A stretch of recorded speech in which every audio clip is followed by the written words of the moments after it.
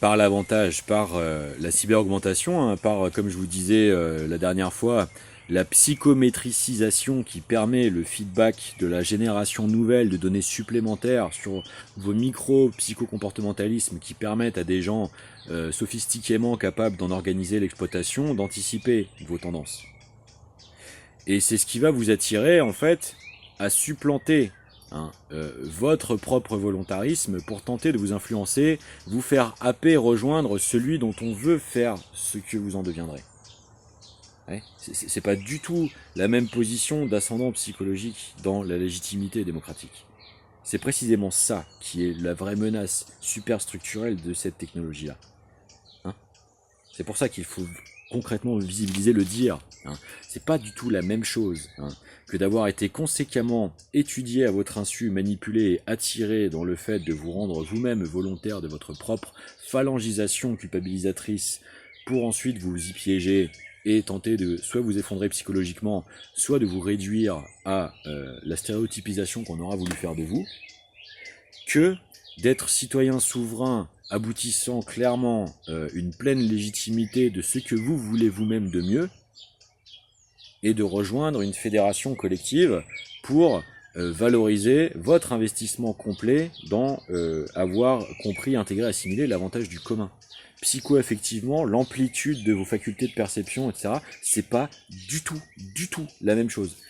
Par un exemple très simple, par exemple, on sait très bien physiologiquement, psychophysiologiquement, que le stress induit modifie la façon dont les télomères réagissent dans les noyaux des cellules et dont la reproduction cellulaire dégénère ou pas. Donc vous voyez très bien que la situation psycho-affective dans laquelle les décisions que vous prenez sont effectuées est prépondérante sur la véritable nature de celle-ci. Oui, c'est toute la perversité, la perniciosité de la chose. C'est que ce n'est pas du tout la même chose de pouvoir considérer un plein choix de rapport à son avenir, celui de ses proches, etc., de sa société, de sa civilisation, de sa culture, dans une pleine démarche de légitimité de faculté, que dans la contrainte nécessaire d'en faire quelque chose dans la capture de son temps, de son destin, de son futur ouvert. C'est pas du tout la même chose. Et c'est ça le problème qu'on a actuellement. C'est-à-dire que même la polarisation extrême droitisation, extrême gauchisation, ce n'est pas réfléchir en termes démocratiques. Parce que ce n'est pas réfléchir d'après la précision étymologique nécessaire à la pleine faculté de la réciprocité d'échange, même contradictoire, même oppositionnelle, même de rejetage, si vous voulez. Parce que au passage, ce qu'il se perd, c'est la capacité au moins, même au plus profond des désaccords, de partager les consensus des facultés de concept nécessaires à l'évolution de la situation ou non. Vous voyez ? Donc vous voyez très bien comment l'essentialisation est la fille bâtarde de l'aporie, de l'acculturation. Et c'est là où il faut vraiment comprendre que l'histoire de développement réel des cybernétiques par la capture des moyens techniques et financiers, par le prétexte de la Seconde Guerre mondiale, par l'effort de guerre, par le privé, c'est-à-dire la recherche et développement par le privé, a été un gigantesque braquage de la faculté du génie collectif. Parce que cette sociologie-là, on n'en parle pratiquement jamais, alors qu'elle est décisive sociologiquement. Et que derrière, ce qu'il en est fait, c'est le néo-goebbelsisme. Encore pire que le fait de ne pas pouvoir disposer de vos propres idées, c'est de ne pas pouvoir percevoir le soft power qui vous y a amené. C'est-à-dire que c'est l'échelon topologique, maïotique de la toile de l'araignée, de l'application stricte de votre régression à l'étape première du mythe de la caverne de Platon. Quel est véritablement le véritable ascendant psychologique sur l'exploration de vos propres polytonalités psycho-affectivo-perceptuelles, si le moindre de vos faits et gestes, en réalité, n'est pas réellement le fruit de votre interaction avec le réel, mais son anticipation par un interfaçage tiers. C'est pas du tout la même chose. Ainsi, quand vous ne vous contentez que de suivre les recommandations qui vous sont faites par la grille d'accueil de YouTube, vous n'êtes pas du tout dans la même démarche d'aboutissement, de prolongement, de réflexion, d'ascendant, d'initiative, d'interaction avec le réel, que la position passive d'entretien dans votre confort post-usure physique de votre journée de travail, que quand la cybernétique n'existait pas. Et que, après la journée de boulot, vous vouliez vous arrêter au troquet pour faire socialisation, ou passer à la bibliothèque, ou enchaîner sur votre temps libre, etc. Vous voyez ? Et là, c'est particulièrement pernicieux, parce que, encore une fois, il y a aussi une influence physiologique directe de ces technologies sur votre psychocomportementalité. La technologie même des écrans, de leur structure, de leur matrissage, ont des effets de calibrage des régimes impulsionnels, de fonctionnement des organes. Ne perdez jamais ça de vue. C'est-à-dire que le pire des non-dits, des modifications sociétales en profondeur des sociétés post-Deuxième Guerre mondiale, c'est le déracinement du niveau maximum des légitimités de faculté. Exode rural, hyperpénétration du tutélarisme cyber-augmenté avec la radiophonie, la télévision, la cybernétisation multimédia hyperpénétrante des foyers, le flattage du couvrage de vos fonctions de base, mais dans un rapport hypercapitaliste d'obsession du taux de profit au détriment de sa qualité, la destruction des acquis sociaux toujours plus intensifiée, permis par ce prénassage préalable, et la réintensification des ethnicisations, ce qui est quand même ce qu'on reprochait le plus à l'Allemagne. Sachant que, biologiquement, ces déterminismes physiologiques sont faux, parce qu'encore une fois, génétiquement n'existant pas. Il n'y a pas d'acquisition des caractéristiques génétiques acquises, c'est faux. Elles ne sont que temporairement maintenues par le prolongement de l'interactionnalité avec l'environnement. Et qu'encore une fois, s'il y avait des transpositions géographiques de suffisamment longue durée, vous verriez tout à fait que ces soi-disant déterminismes physiologiques ne sont pas immuables. Donc, vous voyez comment c'est toute cette aporie de la capacité d'atteinte profonde du sens véritable de la réalité derrière le quotidien, qui est en train progressivement d'être le moteur de notre propre porosité, de notre propre affaiblissement vis-à-vis de la capacité d'organiser notre propre sublimation de la tentative, quelque part, si je grossis vraiment le trait jusqu'au bout, de suicide induit qui est tenté de nous être fait. Toutes les questions ensuite de ressentiment identitariste, surcompensatoire, d'extrême droitisation sont des exploitations sous-jacentes de cette réalité première, parce qu'elles sont la tentative de fléchage instrumental de la compensation de la chose vers des réussites artificielles, vers des écrans de fumée. Le phalangisme, le conseil bien-être, etc. cherche avant tout à remplacer la tutélarisation de guidance, d'encapacitation atavique parentale. Le phalangisme, la fratrie, le so-called masculinisme, en réalité, qui est l'éducation à la discipline en fait d'encapacitation physique. En réalité, elle correspond à quoi ? Elle correspond à l'éclatement de ces transmissions naturelles dans la cellule familiale depuis l'exode rural, la capture par le temps de travail, la paupérisation par le temps de travail nécessaire pour gagner sa vie avant de pouvoir être légitime à la mener, etc., etc. Et donc, à cette individuation prétendue, illusoire, contrainte des individualités capitalisticisées, alors qu'avant, dans les fermes, etc., il y avait les tâches à accomplir pour couvrir les besoins, mais une fois que c'était fait, vous viviez la pleine assurance d'un futur garanti.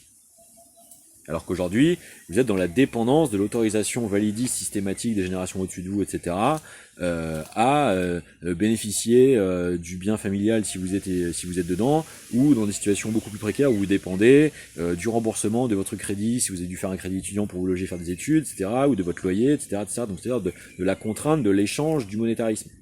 Alors qu'avant, avant l'exode rural, il y avait ce lien avec la souveraineté matérielle durable, directe, réelle. Donc, effectivement, vous ne viviez pas du tout la même chose.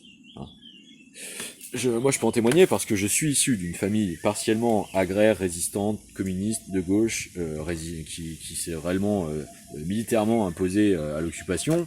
Et donc, si vous voulez, dans mon enfance profonde, j'ai l'expérience directe de ça dans la ferme de mes grands-parents. Donc, c'est quelque chose que je connais particulièrement et dont je connais réellement l'évolution ensuite avec les différents aspects de faire carrière et ou faire utilité sociale.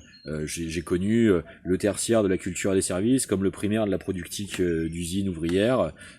Voilà, je connais aussi bien l'événementiel que l'intérim, si vous voulez. Donc c'est quelque chose, moi, qui, dans ma situation, m'offre quand même une capacité de réflexion prospective, d'ensemble, de la dynamique générale de cette modernité-là, qui permet d'éclairer particulièrement les phénomènes de fléchage historique qui ont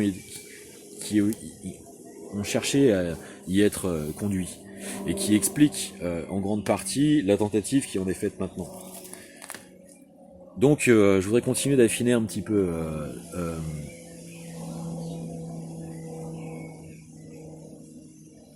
le problème, c'est pas le problème, c'est pas une des factorialités décisives, à mon sens, de la systémique de la phénoménologie, c'est de ne pas percevoir l'absurdité totale de l'affirmation de vivre dans un monde fini. C'est pas que le monde est fini, c'est que le rapport exploitation-productivité de renouvellement est de plus en plus forcé d'être conduite vers le déséquilibre. Parce que cette question de la finitude, elle ne l'est que dans cette méthode analytique-là. C'est pas pour ça que c'est pas scientifique. Ce que je veux dire, c'est que c'est pas forcément unimodalement justifié.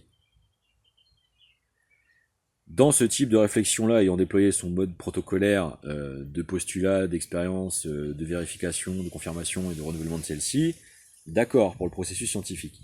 Ce que je veux dire, c'est que cette méthodologie expérimentale-là n'est développée que d'après le postulat d'un paradigme extractif, un productif extractif. Et que justement, on n'a pas les données sur un paradigme éco-synergético-génératif.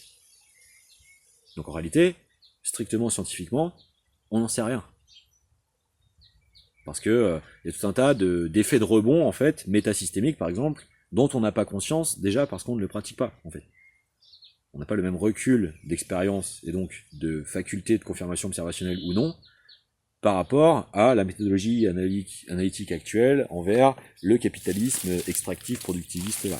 On n'a pas les mêmes données, donc on n'a pas la même validité scientifique en réalité à pouvoir en attester ou non. En plus, il y a pas mal de problèmes, comme je vous disais, sur des questions vraiment fondamentalement décisives en sciences dures aussi derrière, hein, en physique, en thermodynamique, voilà, donc c'est des sujets complexes dans lesquels je vais pas forcément rentrer là tout de suite dans le détail, mais du point de vue épistémologique, c'est ça. Et donc, il y a cette question de la finitude modale.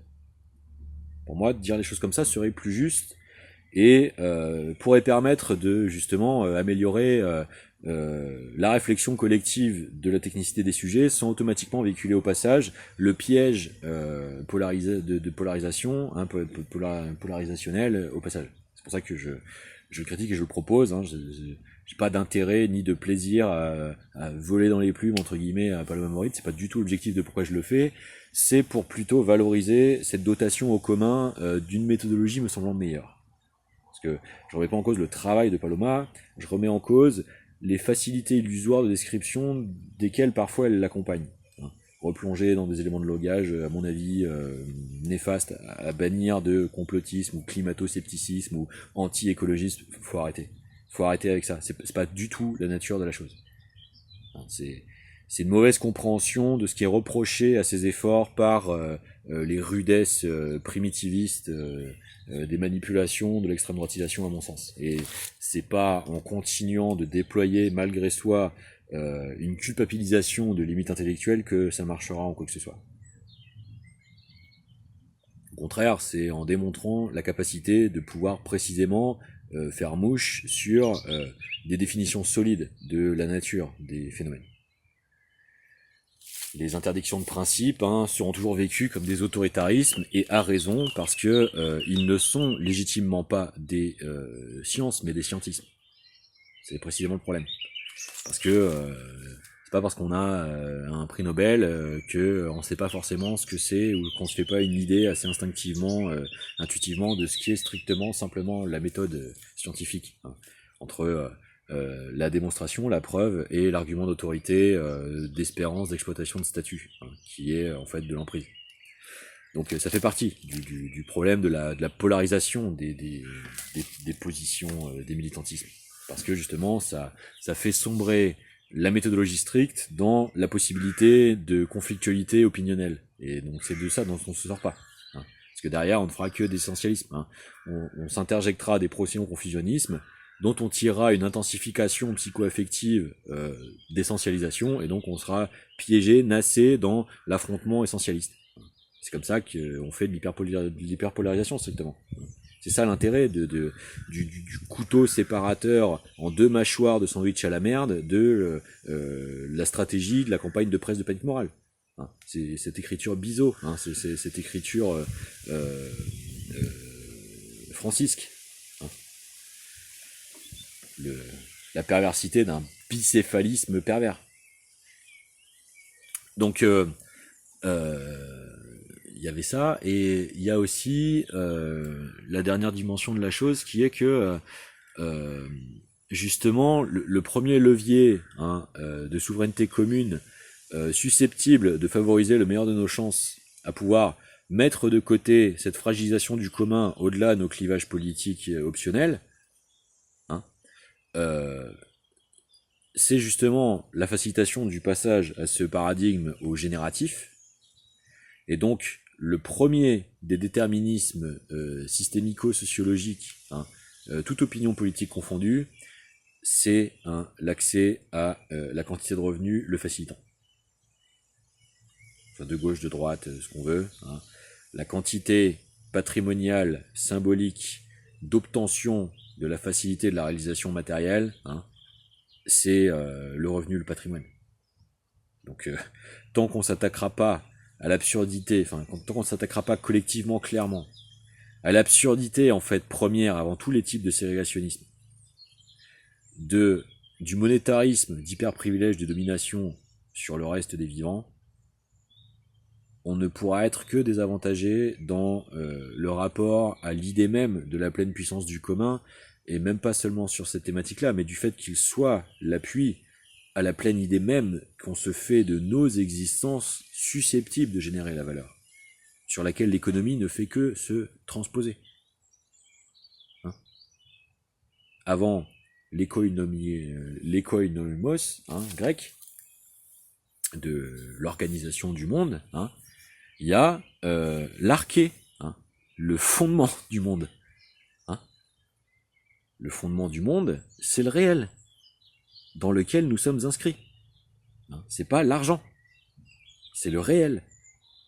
Et donc, le réel, il est que vous êtes au monde avant de commencer à vous y organiser. Donc tous les discours qui essayent de mettre en péril cette réalité-là ne peuvent même pas être politiques.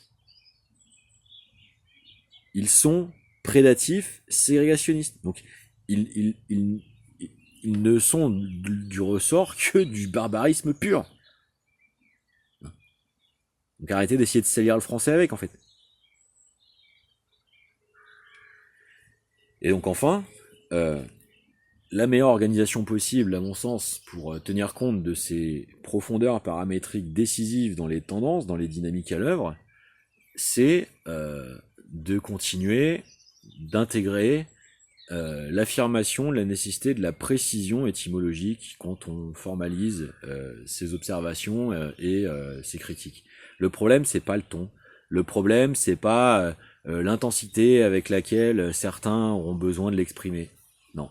Le problème, c'est que même dans ces états-là, est-ce qu'il y aura survention de la faculté ou non à réussir au passage dans le flot de l'intensité dans laquelle la compulsion de vouloir l'exprimer sera produite, de le sculpter, de le formaliser dans une précision qui, elle, interactivement, dote le commun. Parce que c'est avant tout ça qui est décisif, c'est-à-dire, vous pouvez dire gentiment un abstractionnisme, une bêtise, une absurdité, et vous pouvez dire insupportablement une dotation. Vous voyez ? Donc c'est pas la question de la polytonalité en soi. C'est la question de l'utilité réelle interactionnelle. La polytonalité, elle ressort des libertés de diversité psycho-affective. C'est l'infinité des micro-émotions expérimentables. La sagacité, la précision, l'encapacitation, la faculté, c'est le réel de l'utilité. Donc, d'autant plus à l'heure où l'hypercommunication est faite sur la mémoire et qu'on peut y revenir, la tonalité est moins importante que le sens de ce qui tente d'être interacté. La socialisation est plus importante que les maladresses ou les échecs de ce qui leur a été tenté d'y être véhiculé. D'accord ? Et donc, pour finir, pour conclure, je voudrais rappeler que le propre d'une langue en commun, c'est avant tout d'avoir le goût d'essayer de se comprendre. Ce qui n'est plus le cas quand on veut se prédater. Et donc, c'est là où on va articuler quand même sur le problème de la manipulation conceptuelle de la fin des temps, des messianismes et des millénarismes et des suprémacisations surtout. C'est que dans un monde où il est impossible de jouir de la légitimité du temps synchrone de nos multi-émotionnalités polytonales dans la communication interactive, interactionnelle, donc dans le plein vraiment sens de la socialisation, il n'y a pas d'espace du commun, il n'y a pas de temps du commun. Pourquoi ? Parce que il n'y a pas d'infinité des richesses du réel. Réfléchissez bien à ça, parce que c'est vraiment ça le problème de fond de l'inexorabilisation de la rivalité existentielle. C'est le venin matriciel congénital de l'absurdité horrifique de la chose. C'est ce qui vous sidère le plus en substance. Si vous êtes réductible à la menace qui vous est faite, alors vous êtes sous l'emprise de celui qui tente de vous la contraindre. C'est ça la véritable nature de la vraie violence. C'est quand elle est réellement contrainte, qu'elle est réellement, efficacement, effectivement injonctée. Perpétrée. Perpétrée parce que perpétrable. Quelqu'un qui tire ne vous assassine que si la balle vous atteint. A plus.